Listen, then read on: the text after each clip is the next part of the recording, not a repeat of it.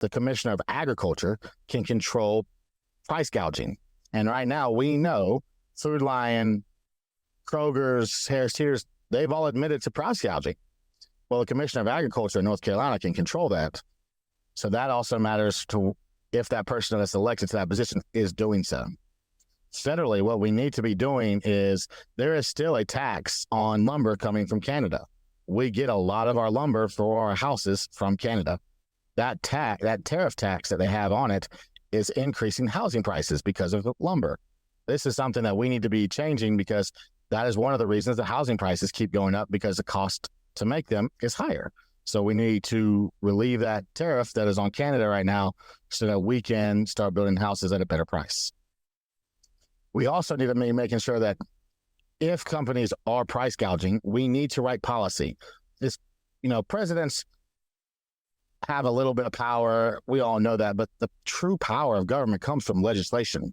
We need to be writing legislation that controls price gouging, that controls gas prices from oil companies purposely raising prices on us. We need to make sure that we are holding them accountable for what they are doing.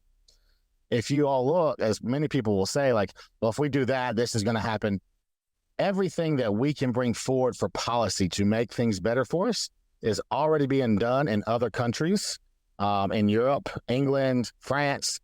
All these companies that are here operate overseas with those same set of standards. If you go to France and you show up to work at a Burger King, the day you're hired, you get 6 months family medical leave. You get insurance from day one. You get everything from the first day you're hired from a Burger King. And then Burger King here or McDonald's or any of those companies don't do it here because they're not allowed to. And then they'll say to you, well, if we do that, prices will go through the roof. Well, if you look at prices overseas, they don't go through the roof. They're choosing profits over people. And that's something that if we look back in American history, that is something that we need to go back in time and look because those corporations used to be taxed more.